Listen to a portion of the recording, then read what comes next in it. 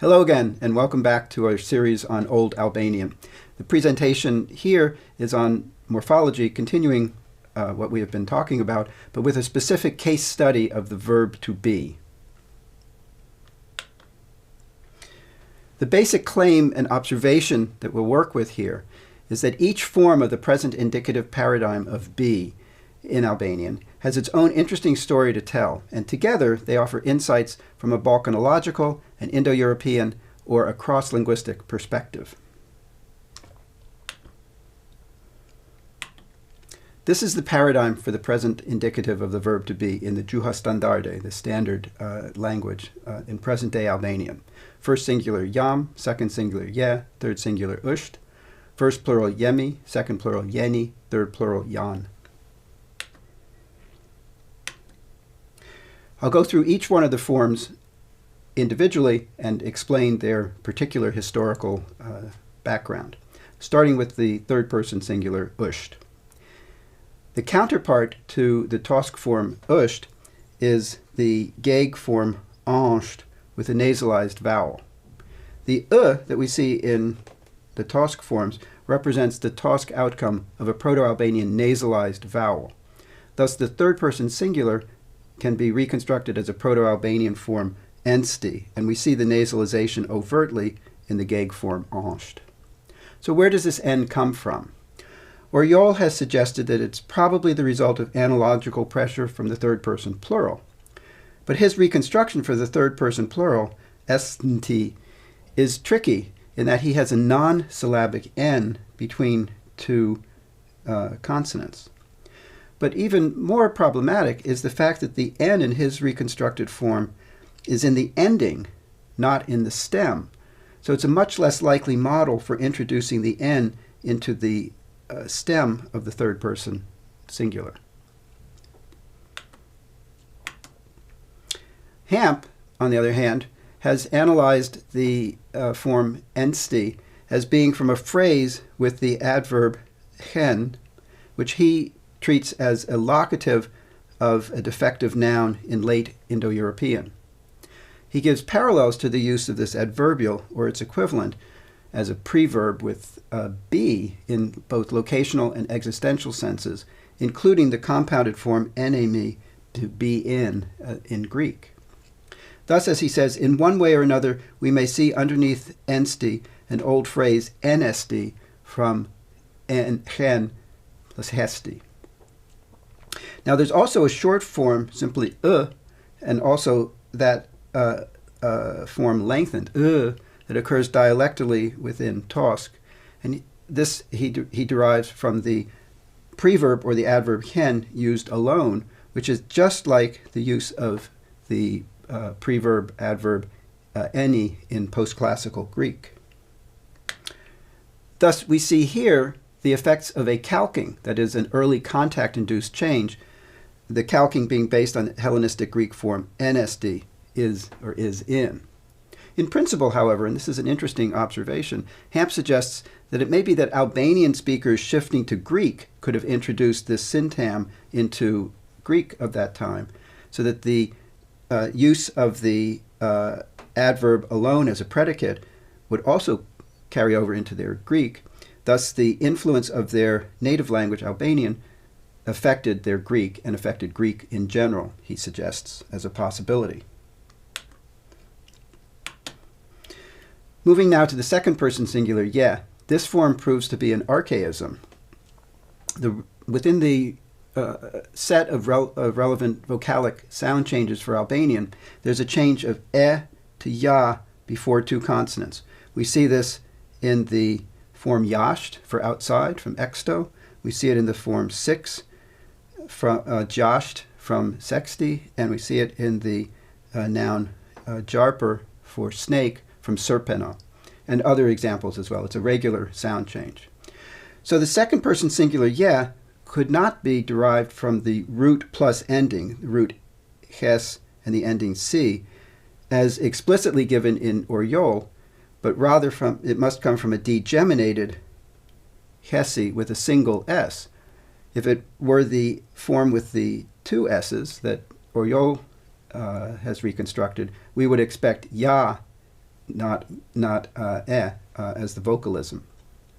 So Albanian ye then is parallel to Vedic Sanskrit asi with a single s, and Greek a with no s but a development that represents the outcome of a single s, and maybe, and perhaps not coincidentally, the early Slavic form with a single s, such as OCS, SCSC.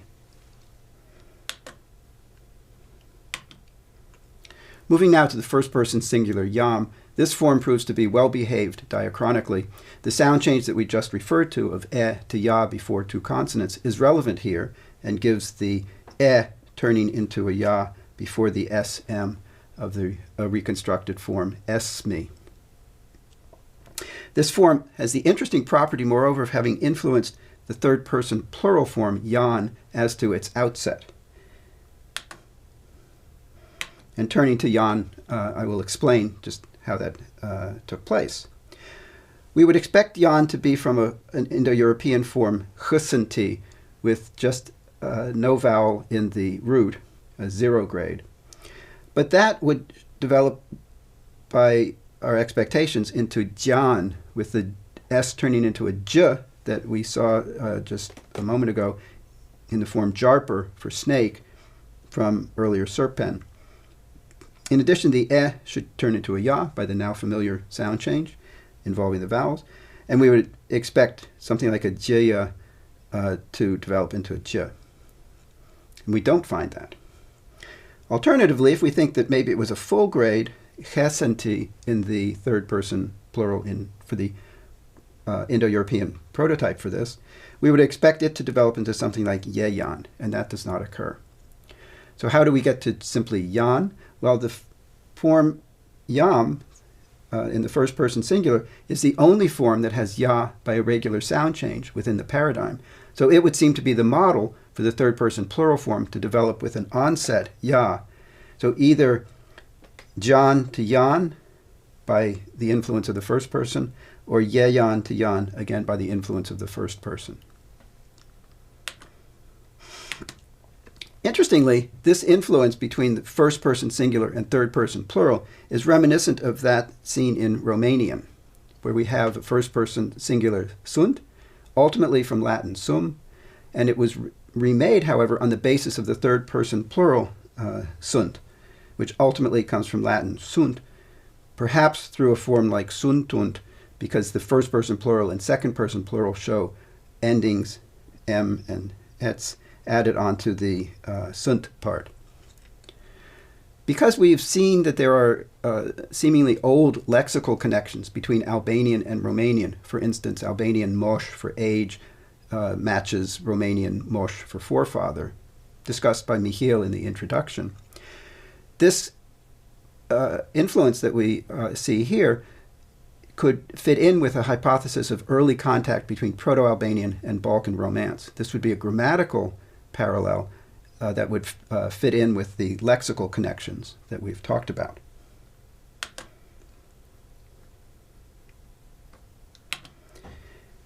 Now, the linkage between a first-person singular form and a third-person plural form, as far as paradigmatic cells are concerned, is a cross-linguistically somewhat unusual connection. Tandalu and Burtzio, for instance, have said explicitly that cross-linguistically syncretism, and what we're dealing with in this linkage, is a kind of syncretic influence. They say syncretism tends to affect neighboring cells, but we should ask, perhaps, whether first-person singular and third-person plural are neighboring in any relevant sense. So the Albanian form here is involved in a development that's quite possibly induced by contact, where Albanian is either a giver or a taker in the contact situation. We have to recognize here that maybe Greek could have played a role, because Greek could be a model as well, since the first-person singular of the verb to be emi in later Greek, and the third-person plural ac, ec in later Greek show the same vocalism in the initial syllable.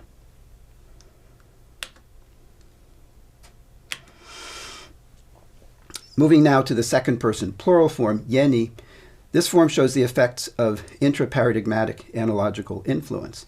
Yeni cannot be from a Proto-Indo-European reconstructed form, ste, which likely would develop into something like shte in Albanian, and we do not find that. Alternatively, if there was a full grade in this form in Proto-Indo-European, geste, we would expect an outcome something like jashte. So rather, yeni, we must presume, was built on the second person singular form, ye. This is not unlike the development that we see in Latin, where the second person singular s affected the presumed original second person plural form t, coming from earlier te, to give tis. So yeni would be built in that way from the second person singular, along with the regular Albanian second person plural ending ni. Ni has its own interesting story, by the way, deriving from a Proto-Indo-European particle nu, meaning now, via a reanalysis, probably starting in the imperative forms. So while the second person singular affecting second person plural is cross-linguistically quite plausible, if Latin shows that linkage, Latin could have been a model for this development in Albanian via contact. Remember, we saw evidence in the lexical section on early loans from Latin into Albanian. Finally, we can talk about the first person plural yemi. The first person plural yemi would be reconstructed for Indo-European, something like esmen, or Oriol suggests esme. But the plural form that we find, the first person plural form that we find here, cannot be from esmen or esme directly, due to this sound change of ed to ya that we've seen many times already. The expected form would be something like yami with ya, and it's not that.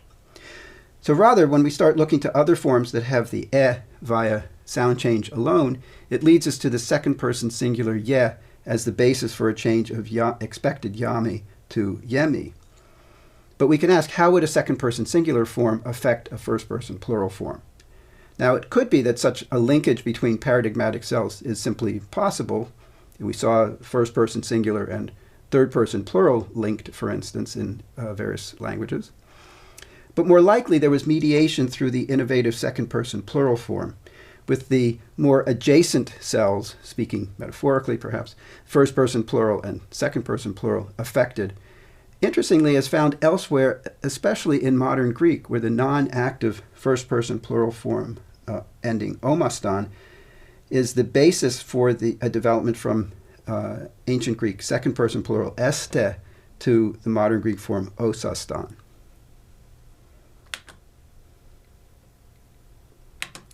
So overall, therefore, this one paradigm, these 6 forms of the verb to be in the present indicative, shows the different sorts of historical influences that have affected Albanian. Its heritage as an Indo-European language on the one hand, its contacts as a language of the Balkans with other languages in the region on the other hand. And in addition, from the cross-linguistic parallels that we've invoked here, we also see here that there are these possible internal workings of the Albanian system in itself, pointing to an added perspective beyond the historical ones, namely Albanian as a natural human language. And so, as always, we thank you for your attention. Faleminderit për vëmendjen tuaj.